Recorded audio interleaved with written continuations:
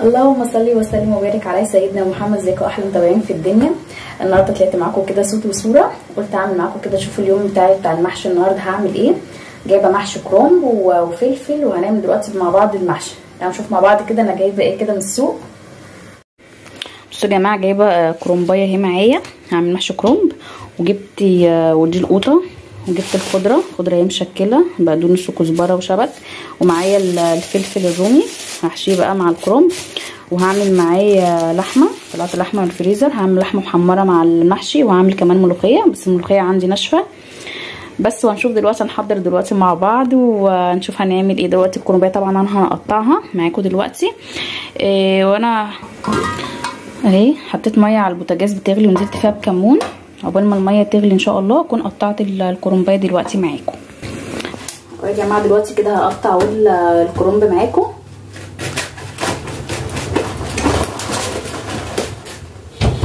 ما شاء الله اهي.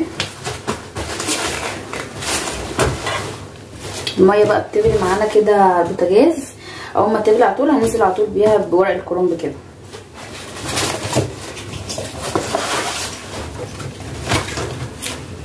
طبعا الكرنب طبعا ليه كذا تقطيع، ممكن تقطع 4/4 على حسب. ممكن تنزلي بالكرنبايه طبعا كلها، لو عندك حله كبيره تشيلي الكرنبايه كلها ممكن عادي ننزل، بس انا الحله عندي ما تشيلش طبعا كل الكرنبايه، طبعا اسهل لي ان انا انزل بيها الكرنبايه كلها. بس طبعا عشان الحله عندي مش كبيره قوي، فانا ايه بقطع الورق كده ورقه كده عادي، وانزل بيها في الحله. يعني اي تقطيع للكرنب بتحبيها عادي ممكن تشتغلي. الميه اهي غلت معايا، هنزل بقى طول بورق الكرنب كده. نزلت على طول بورق الكرنب كده معايا اهو. تحس بقى الورقه كده معاكي دبلت على طول، بقى بنطلع على طول على المصفى.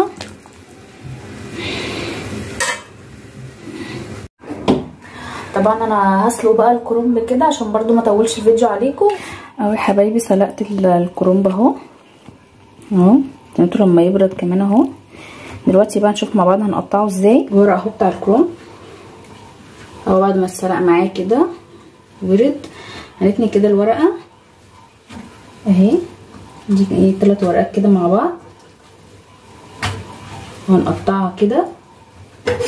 بسم الله. نشيل الحته اللي على الجنب دي كده اهي، نقطع بقى التقطيع اللي احنا عايزينها. دي تقطيعه سهله بصراحه ايه الورق، والحسب بقى الحجم اللي انت عايزاه. بسم الله.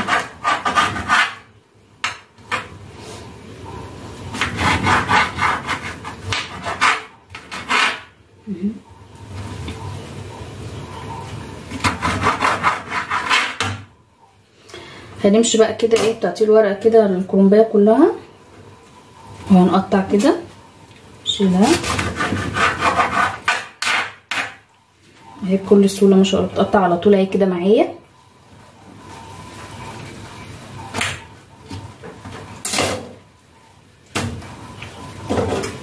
نفرد كده الورق كويس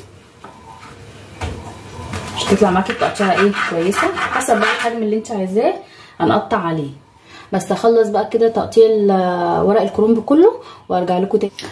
خلاص يا حبايبي كده انا كده خلصت تقطيع الورق الكرنب. هعمل بقى دلوقتي معاكم الخلطه اهو. قطعت الورق كله معايا اهو. معايا بقى البصل اهو، انا بحب البصل بيبقى كتير في المحشي بصراحه، بيخلي طعمه حلو. هقطع دلوقتي البصل عشان نعمل الخلطه بتاعت نعمل خلطه المحشي، ونشوف دلوقتي مع بعض. يا حبايبي انا قطعت البصل اهو، هخرطه بقى على طول بقى في الصينيه عشان نعمل الخلطه على طول. المحشي بصراحه بيحب البصل الكتير، بيخلي طعمه حلو. البصل ده في الكب عندي، بس يعني ايه الواحد يستسهل على طول ان هو يخرط. واخدين لازم ايه على الدموع بتاعه البصل دي، ونقعد ايه اننا ندمع، واخدين على التعب. فعايزه انا ايه اخرطه كده على طول.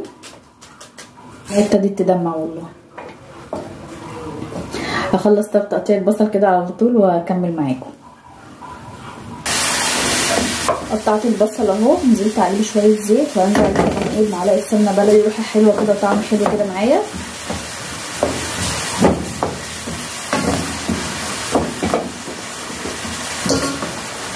قبل بس ايه انا موطيه كده النار على البصلايه، قبل ما تدبل كده معايا اعصر القوطه على طول بقى في الخلاط اهو. البصل اهو بعد ما قطعته نزلت عليه بشويه زيت ومعلقه سمنه بلدي كده معاه، تديله ريحه وطعم حلو قوي السمنه البلدي دي. هي تدبل بس كده معايا، وايه هوطي النار، هغسل الطماطم واعصرها على طول في الخلاط. نزلت كده بقرن فلفل كده معايا وطماطمايه، تدي طعم حلو قوي للمحشي. طبعا نزلت الفلفل اللي مش عايزه سبايسي عادي ممكن ما يحطش يعني. نزل كده بقى برشه كزبره تديها ريحه حلوه كده.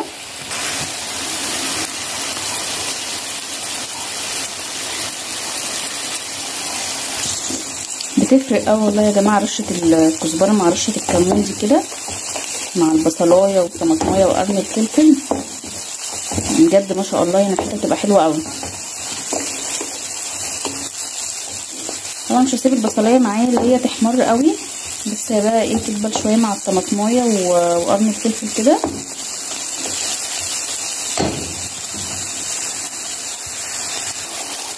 هنزل بقى كده بمعلقه صلصه حلوه،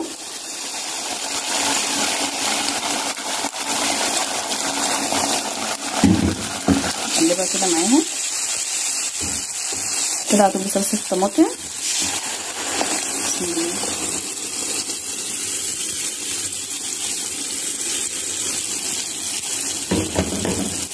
اقلب كده بقى كويس. هننزل بقى يا جماعه كده ايه بالملح بتاعي اهو. طبعا مش هكتر ملح قوي، هقول لكم طبعا ليه دلوقتي. وهنزل برده تاني ايه بشويه كزبره كده. المحشي بقى حلاوته في التوابل بتاعته كده لما تبقى كتير معايا. طبعا بقى كمون، شويه كمون كده معانا. ننزل ببابريكا،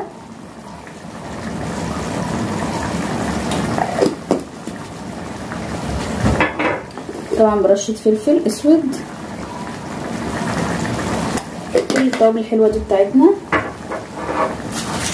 طبعا بقى هنجود بمرقه الدجاج دي، تخلي طعم محشي جميل بصراحه. كده مكترتش ملح قوي عشان مرقه الدجاج.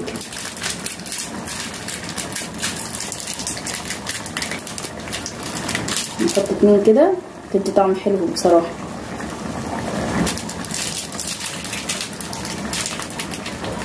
قلب كده بقى كل التوابل الحلوه دي مع المرقه، بصراحه يعني بقى احلى خلطه.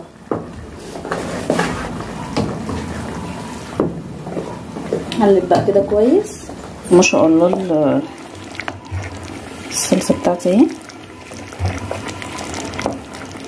ريحتها ما شاء الله ريحتها جميله قوي. التوابل اديتها ريحه حلوه قوي مع المرقه، مدياها ريحه جميله ما شاء الله. هسيبها بقى ايه تتسبك كده مع نفسها، واروح ايه اغسل بقى الخضره بتاعتي. اروح بقى اغسل الخضره دي واجهزها واقطعها عقبال ما الصلصه معايا تتسبك. وكمان اروح اجهز الرز اغسله معايا عشان انزله على طول مع الصلصه، وهوريكم دلوقتي بس بعد ما اقطع الخضره واجهز الرز. الصلصه هي معايا ما شاء الله هي اتسبكت اهي ما شاء الله. هنزل بقى على طول بالرز كده.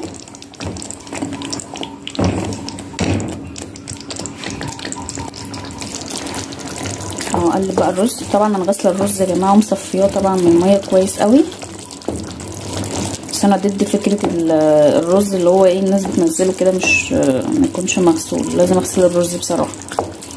انا غسلته وصفيته كويس من الميه. اقلبه بقى ايه شويه كده لحد ما تسبك مع الصلصه تشرب فيها.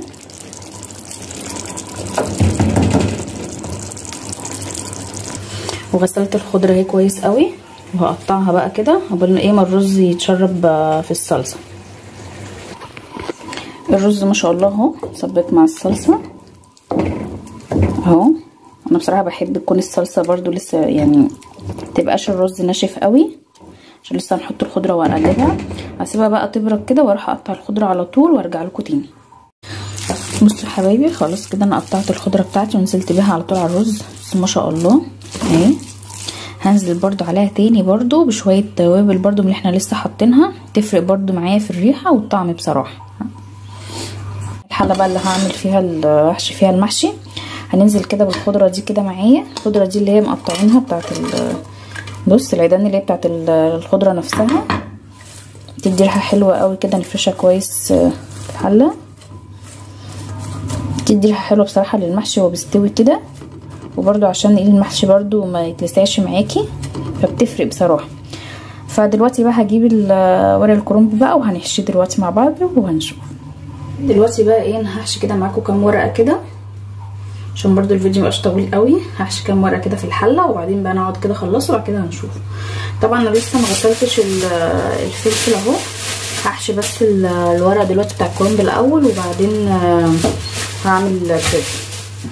هحشي بس معاكم كده كام ورقه. طبعا بنحشي الورق اللي هو الاخضر ده بخليه من تحت في الحله. ناخد كده شويه رز صغيرين نلف كده على طول. بسم الله.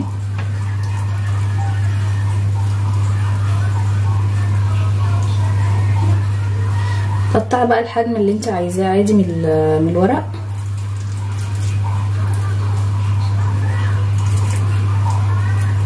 اهو كده، ونلف بقى كده على طول اهو.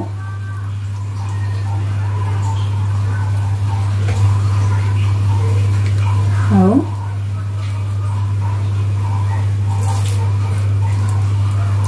الحجم اللي انت عايزاه بتاع الورق، تقطعي الحجم اللي انت عايزاه طبعا بالطريقه السهله اللي احنا عملناها دي لتقطيع الكرنب. برضو ما ياخدش مني وقت بصراحه وانا بقطعه. لما حطيت الورق كده على بعضه شلت منه العيدان اللي كانت فيه دي اهو كده. فطبعا ما خدش بصراحه مني وقت خالص يعني. اهو كده نقطع نلف كده على طول. اصلا ورق يعني من اسهل المحشي بصراحه. ورق الكرنب بصراحه سهل قوي في الحشو بتاعه، اسهل من ورق عنب بصراحه يعني. اهو كده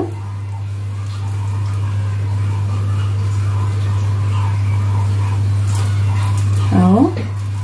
هخلص انا بقى كده بقيه الورق بتاعي عشان برضو الفيديو ما يطولش قوي، وارجع لكم بقى تاني بعد ما اخلص واشوف الفلفل كده برضو اغسله واحشيه برضو معاكم.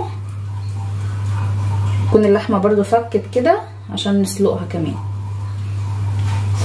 اهو يا حبايبي كده بعد ما خلصت الحشو الكرنب بتاعي والفلفل كمان غسلته اهو وحشيته. فات كمان عندي خلطه هحشيها برضو ايه، عندي كوسه برضو في التلاجة هحشيها برضو بيهم دلوقتي.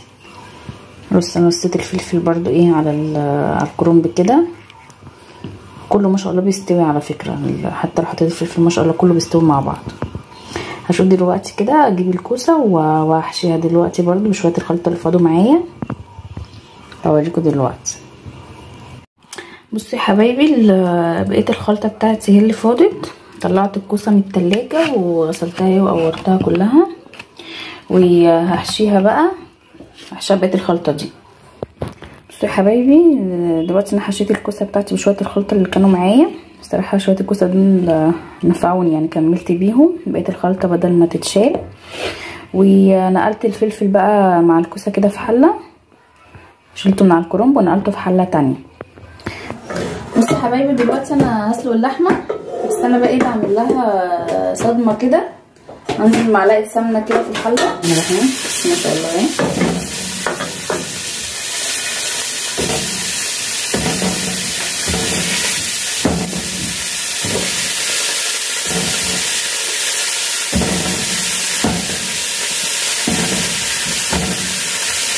طبعا انا بعمل لها الصدمه ومشغله عامله لها ميه بتغلي في الكتل بس ما تاخد الصدمه بتاعتها هنزل على طول بقى الميه والبصل والجزر والحاجه بتاعتها. اقلب كده فيها عشان برضو ايه ما تتلسعش قوي معايا اهي. والله القطع كده وهي في السمنه كده بشوحها قطع تحفه.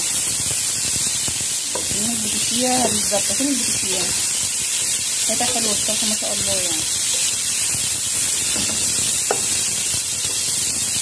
بصي ابتدت تاخد اللون، بصي كأنها بتستوي تتحمر اهي، كأنها بتتحمر معايا بالظبط.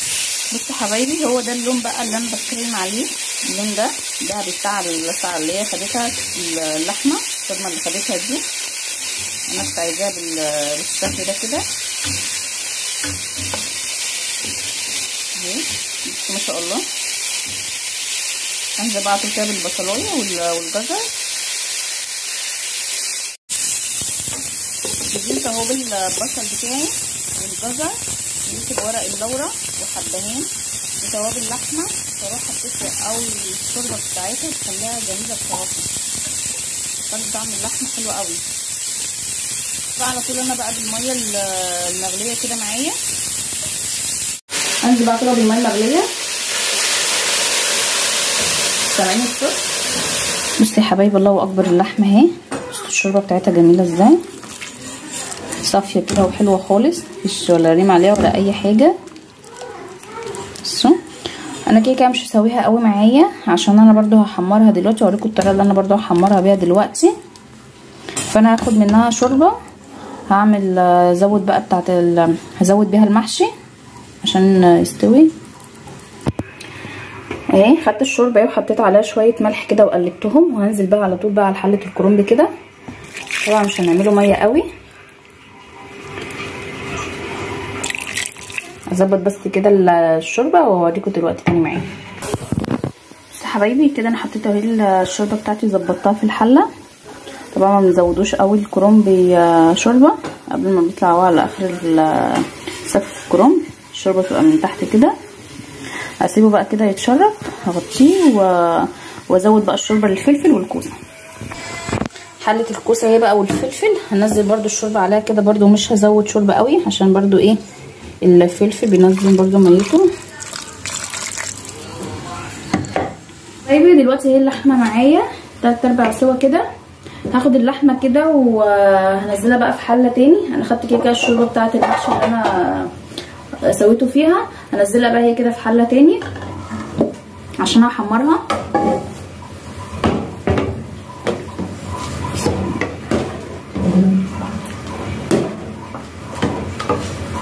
ما شاء الله اهي معايا.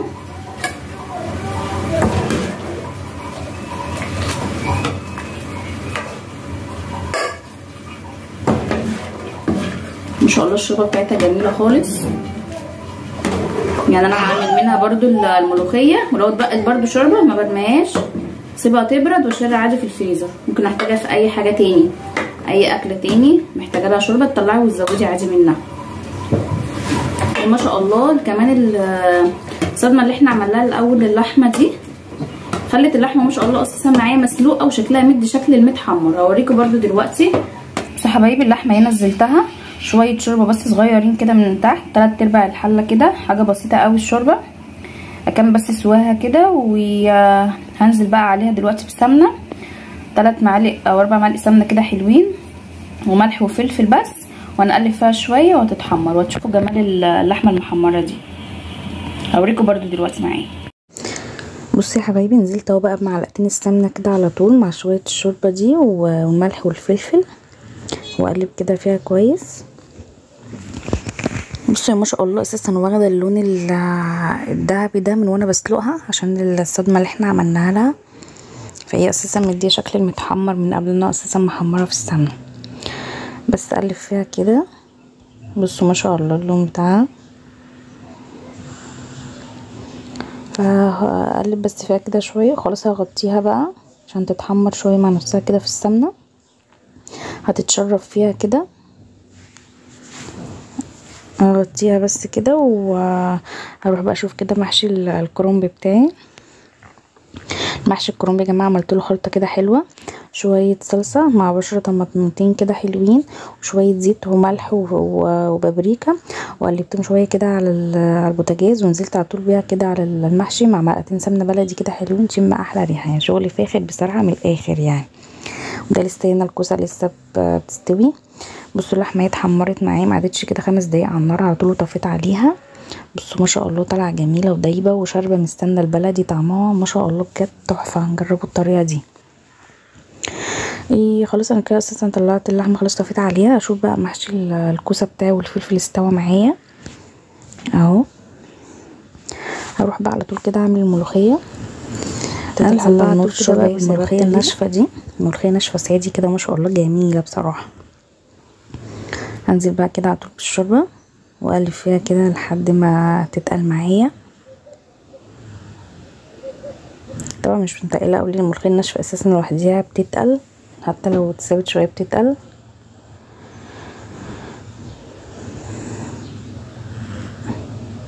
اقلب كده كل ما بلاقيها خفيفه بزود شويه شويه بصراحه، يعني مش بدلقها كلها مره واحده.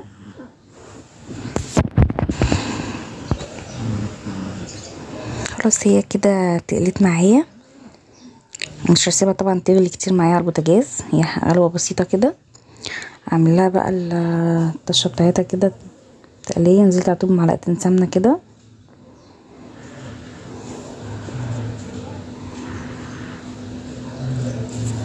هنزل عليها بقى على طول بالثوم.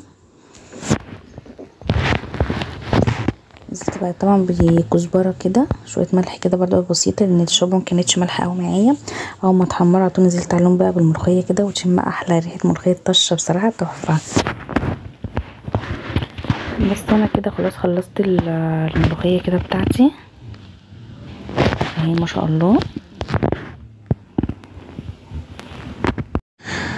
قلت بقى اروح كده اشوف المحشي كده استوى ولا لا. حطيت كده صباعين في الطبق كده قلت ادوقهم، لقيت ما شاء الله الكرنب جميل مستوي خالص كده معايا، بس كان سخن بصراحه قوي المحشي كنت بدوق بالعافيه. والكوسه برضو لقيتها ما شاء الله كده معايا استوت. ما شاء الله بجد يعني المحشي طلع بصراحه ما شاء الله. الخلطه كانت جميله بصراحه ومظبوطه معايا.